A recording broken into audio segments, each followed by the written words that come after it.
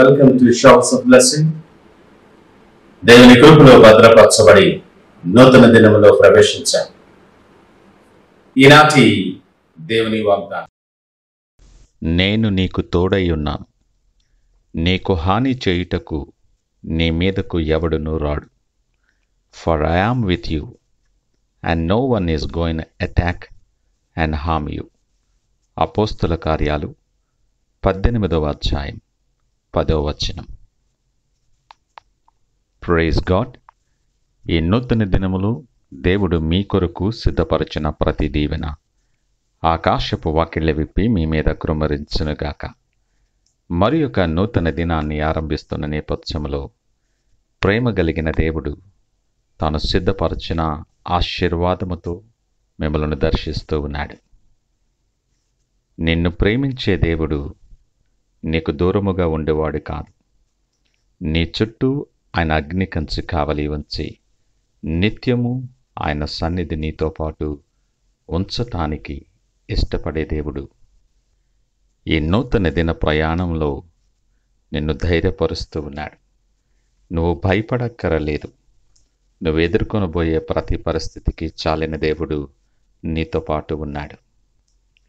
నీ మీదకు అపాయము వస్తుందనో, కీడు వస్తుందనో, వెళ్ళే మార్గము భయపరిచేదిగా ఉంటుందనో నీవు దిగులు చెందక్కరలేదు.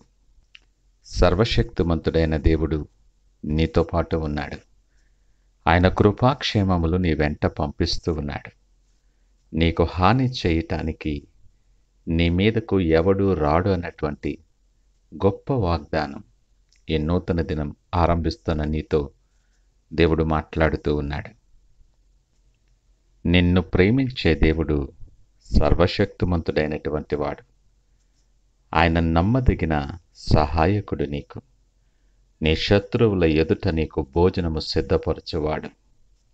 నీ ప్రతి బలహీన పరిస్థితుల్లో నీకు బలమైనటువంటి వాడు ఆయన. ఇంకెందుకు దిగులు నీ ప్రయాణములో? గడచిన అనుభవాలు, జరిగిపోయిన నిన్న, ఆ పరిస్థితులన్నీ నిన్ను భయభ్రాంతులు చేస్తున్నాయేమో. ఈ నూతన దిన ప్రయాణం ఎలా సాగబోతుందో, ఏమి ఎదుర్కోవాలో అని అనేకమైన ఆలోచనలు నీకు భయాన్ని కలిగిస్తూ ఆందోళనకరముగా ఉన్నాయేమో. భక్తుడైన దావీదు మాటల ద్వారా మనము ధైర్యపరచబడదాం.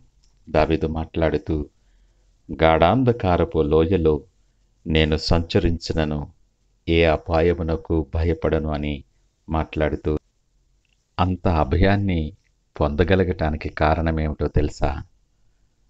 దేవుడు ఆయనకు తోడై ఉంటున్నాడు. ఆ గొప్ప దేవుడే ఈ నూతన దినము నీతో కూడా మాట్లాడుతున్నాడు. నీ పితరుడైన దావీదుకు తోడుగా ఉన్న దేవుడను నేనే. ఏ అపాయానికి భయపడకుండా దావీదును ధైర్యపరిచిన దేవుడను నేనే. ఈ దినం నీకు కూడా నేను తోడుగా ఉండబోతున్నాను. నేను నీతో ఉండగా నీకు విరోధముగా రూపించబడిన ఏ ఆయుధము కూడా వర్ధిల్లదు. దిగులు చెందొద్దు అని దేవుడు నిన్ను ధైర్యపరుస్తూ ఉన్నాడు. నీ ప్రక్కన 1000 మంది పడినను, నీ కుడి ప్రక్కన 10,000 మంది కూలినను అపాయము నీ యొద్దకు రాదు, రానివ్వడు ఆయన. నువ్వు నడవబోయే మార్గం నువ్వు ఎరగనిదైనా కావచ్చు. ఎంత భయానకముగా నువ్వు విని ఉండొచ్చు.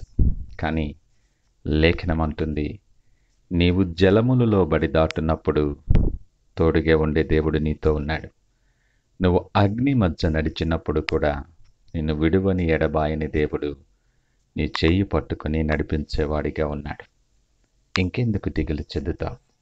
ఈ మాటలు వింటున్న ప్రియ దేవుని జనాంగమా, నీ చుట్టూ కృప ఆవరించి నిన్ను ప్రేమించే దేవుడు నీతో ఉండగా ఇంకా దిగులు చెందుట న్యాయమేనా? ఎంతకాలం ఆయనకు దూరంగా ఉంటావు? సంపూర్ణ విశ్వాసముతో సర్వశక్తిమంతుడైన దేవుడు నీతో ఉన్నాడని నమ్మి నీ చెయ్యి ఆయన చేతికి అప్పగించగలవా? ఒంటరిగా ఉన్న ఆలోచన నీ మనసులోండి తీసేయి. నువ్వు ఒంటరి వాడవు కాదు. ఆయన సన్నిధి ఎల్లప్పుడూ నీతో పాటు ఉన్నది.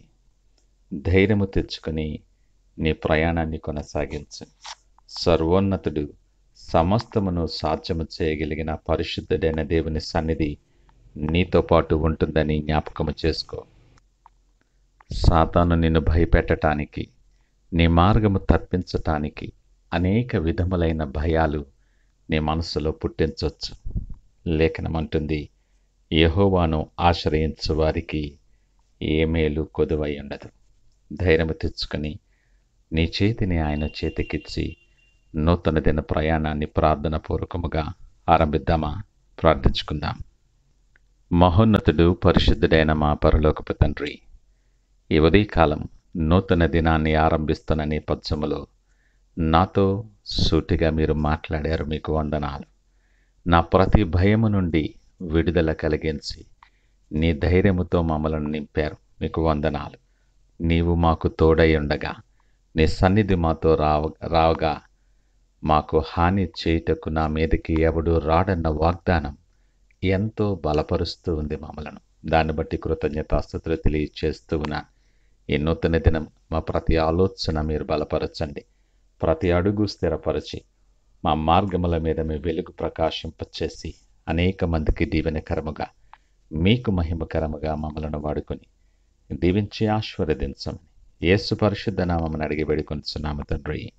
ఆమేన్. God bless you.